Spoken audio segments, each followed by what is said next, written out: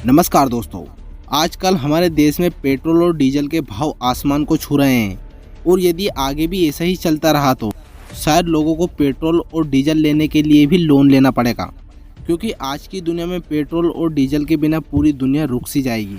हमारी बाइक, हमारी new luxury car, बस यहाँ तक कि एरोप्लेन भी अपनी जगह से हिल नहीं पाएगा।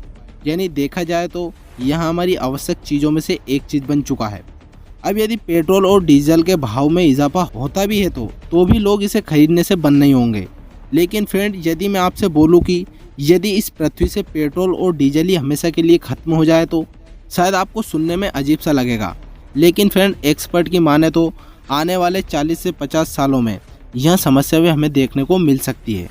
तो फ्रेंड, आज के वीडियो में हम इसी के बारे में बात करने वाले हैं और यह भी जानने वाले हैं कि पेट्रोल आखिर इतना महंगा क्यों होता है। तो चलो दोस्तों, करते हैं वीडियो की शुरुआत और जान लेते हैं इसके बारे में थोड़ा डिटेल से। दोस्तों, यह बात तो आप सभी लोग जानते ही हैं कि पेट्रोल को ज़मीन से निकाला जाता है, लेकिन आप यह नहीं जानते होंगे कि आखिर यह पेट्रोल बना कैसे। तो दोस्तों, मैं आपको बता दूं कि इसे बनने के लिए 10-20 साल नहीं लगे, बल्कि हज़ारों लाखों साल लगे हैं।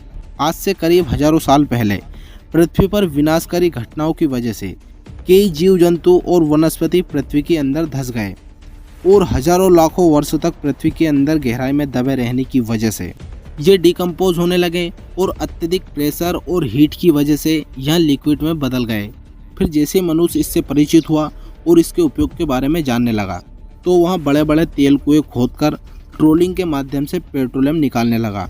दोस्तों, मैं आपको बता दूं कि ज़मीन के अंदर पेट्रोल अकेला ही नहीं पाया जाता है। यहाँ कच्चे तेल के रूप में मिलता है जिसे क्रूड ऑयल भी कहा जाता है। इस क्रूड ऑयल में केरोसिन, पेट्रोल, डीजल, वेसलीन और तारकोल सभी चीज़ें मिक्सिंग रहती है।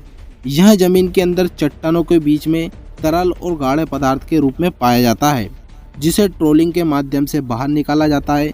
दोस्तों, इसे बाहर निकालने के बाद शुरू होती है इसकी दूसरी प्रोसेस, जिसमें इस कच्चे तेल को टैंकरों में भरकर कारखानों तक पहुँचाया जाता है।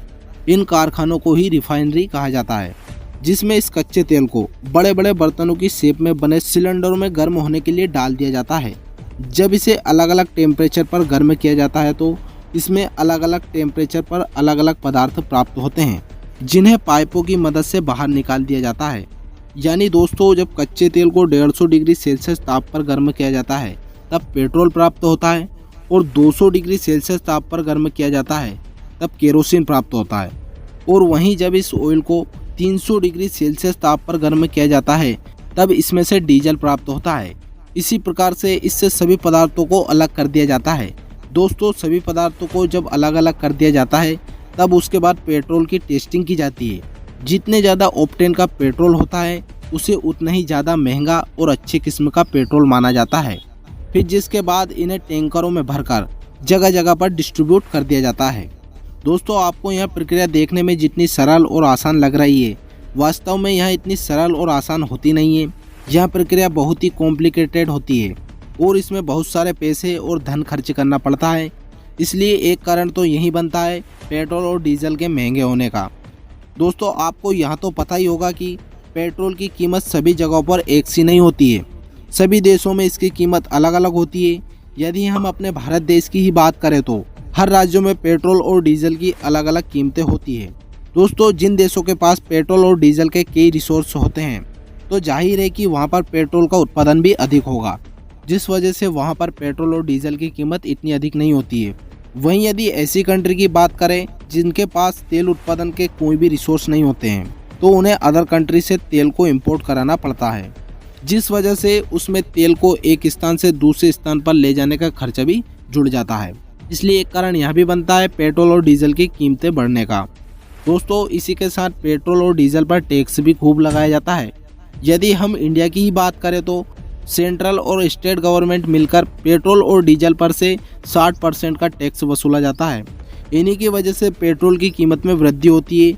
लेकिन इन सब के बावजूद भी पेट्रोल और डीजल की कीमतों में वृद्धि होती रहती है, क्योंकि पेट्रोल और डीजल नॉन रिन्यूएबल सोर्स होते हैं जिनका एक बार उपयोग कर लेने के बाद पुनः उपयोग में नहीं लाया जा सकता है। इसलिए इस पर मनमानी कीमतें वसूली जाती है। और आपने यह जरूर देखा होगा कि जिन देशों के पास पेट्रोल और डीजल के अच्छे सोर्स होते हैं वह देश विकसित देशों की श्रेणी में आते हैं, जैसे इराक, ईरान, सऊदी अरेबिया, क्योंकि इनकी अर्थव्यवस्था का एक बड़ा हिस्सा पेट्रोल और डीजल को दूसरे देशों से निर्यात करके ही कमाया जाता है। दोस्तों, इन देशों की अर्थव्यवस्था पूरी तरह से पेट्रोल और डीजल पर ही निर्भर करती है। इन सभी पेट्रोल और डीजल इंपोर्ट करने वाली कंट्रियों का एक संगठन है जिसे ओपेक नाम से जाना जाता है। वहीं पेट्रोल और डीजल का रेट फिक्स करता है। दोस्तों, यह बात तो हमने कर ली कि कैसे पेट्रोल ज़मीन से निकलकर हम तक पहुंचता है और क्यों पेट्रोल का रेट इतना ज़्यादा होता है। दोस्तों, अब बात यहाँ आती है कि आज जिस हिसाब से पेट्रोल और डीजल की मांग बढ़ रही है, यदि वहाँ आगे भी ऐसी बढ़ती रही तो शायद पेट्रोल कुछ सालों में ही ख़त्म हो जाएगा। फिर तो पूरी दुनिया के सामने एक भयानक समस्या आ जाएगी। फिर भी किसी भी कंट्री का ध्यान इस तरफ नहीं है, लेकिन कुछ कंट्री और कुछ लोग हैं जो इस समस्या को जान चुके हैं, इसलिए उन्होंने इस क्षेत्र में पहले से ही कार्य करना शुरू कर दिया है। उन्हीं में से एक है वर्ल्ड के सबसे रिचेस्ट मैन इलोन मस्क, जिनकी टेस्ला कंपनी के द्वारा बनाई गई इलेक्ट्रॉनिक कारें आज वर्ल्ड में बहुत ही फेमस हो रही है और आने वाले समय में यह वर्ल्ड की मोस्ट टॉप कंपनियों में से एक होने वाली है, क्योंकि जब पेट्रोल और डीजल इस दुनिया से पूरी तरह से ख़त्म हो जाएगा तब दुनिया इलेक्ट्रॉनिक एनर्जी की ओर आगे बढ़ने लगेगी और तब यह कंपनी बहुत आगे निकल चुकी होगी। इसलिए इसे एक अपॉर्चुनिटी के रूप में भी देखा जा सकता है। आज कोई देश इस क्षेत्र में आगे बढ़ता है तो वह आने वाले समय में सुपर पावर बनने की होड़ में आगे निकल सकता है। इसलिए विकासशील देशों को इस क्षेत्र पर ध्यान देना चाहिए। आई होप कि इस वीडियो से आपको थोड़ा बहुत ज़रूर नया सीखने को मिला होगा। इस वीडियो से आपको थोड़ा बहुत भी नया जानने को मिला है तो वीडियो को लाइक और चैनल को सब्सक्राइब जरूर करना। इसी के साथ मिलते हैं नेक्स्ट वीडियो में। तब तक रखिए आप अपना खूब ख्याल। जय हिंद।